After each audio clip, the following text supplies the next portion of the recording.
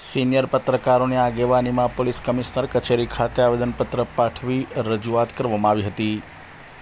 જે પ્રકારે રાજકીય દબાણને તાબે થઈ વડોદરા પોલીસ દ્વારા મીડિયાના અધિકારીઓ ઉપર તરાપનો વિરોધ કરવા બાબતના વિષય સાથે આજરોજ વડોદરા મીડિયા ક્લબ દ્વારા પોલીસ કમિશનર કચેરી ખાતે જે આવેદનપત્ર પાઠવી રજૂઆત કરવામાં આવી હતી।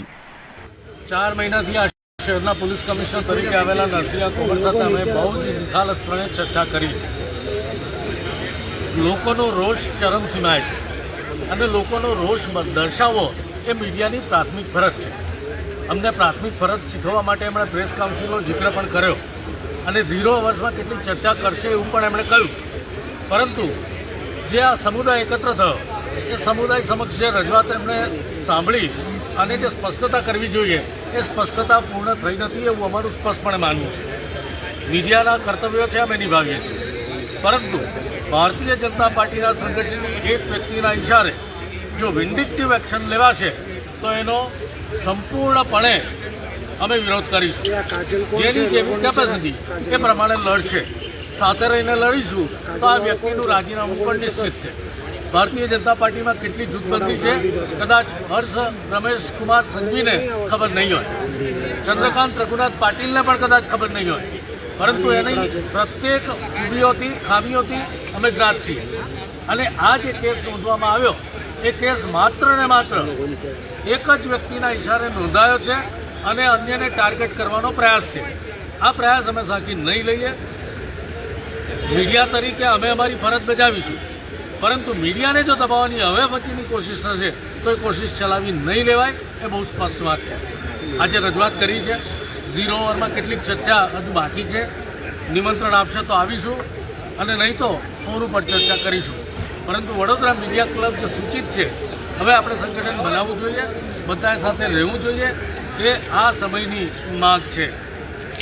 આજે વડોદરા શહેરના જુદા જુદા ઇલેક્ટ્રોનિક ચેનલો, પ્રિન્ટ અને ઇલેક્ટ્રોનિક મીડિયાના જે વરિષ્ઠ પ્રતિનિધિઓ આવીને એક ઘટના બાબતે આવેદનપત્ર આપેલા છે। આ અંગે આપણે થોડા ચર્ચાઓ પણ કરી છે। જે ઘટના છે 2 દિવસ અગાઉ બનેલા ઘટના બાબતે આપણે એક વિડીયો ક્લિપ વાયરલ થવા અંગે ગુના દાખલ કરી તપાસ હાથ ધરી હતી। આના અનુસંધાને એ વિડીયો ક્લિપમાં દેખાતા હતા એકમાત્ર વ્યક્તિ જે અભદ્ર ભાષાનો ઉપયોગ કરી હતી અને ઓબ્જેક્શનેબલ જેસ્ચર અને થ્રેટનિંગ ભાષાનો ઉપયોગ કરીને એક ચૂંટાયેલા જનપ્રતિનિધિ બાબતે રિમાર્ક કરતા હતા। આ અંગે FIR નોંધી હતી। તો આના તપાસના અનુસંધાને મેં એક વ્યક્તિને અટક પણ કરી છે અને સક્ષમ ન્યાયાલય સમક્ષ એમને રજૂ પણ કરી છે। આ બધા વિગતો આજની તારીખે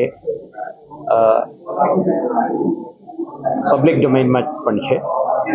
તો આપણે પોલીસ વિભાગ આ કિસ્સામાં એક પ્રોફેશનલ, ન્યુટ્રલ, ઇમ્પાર્શિયલ ઇન્વેસ્ટિગેશન કરીને જે વ્યક્તિ આ ઘટના માટે જવાબદાર છે આ અંગે તપાસ હાથ ધરી છે અને આપણે આ માધ્યમથી પણ આપણે ક્લેરિફાઈ કરી છે।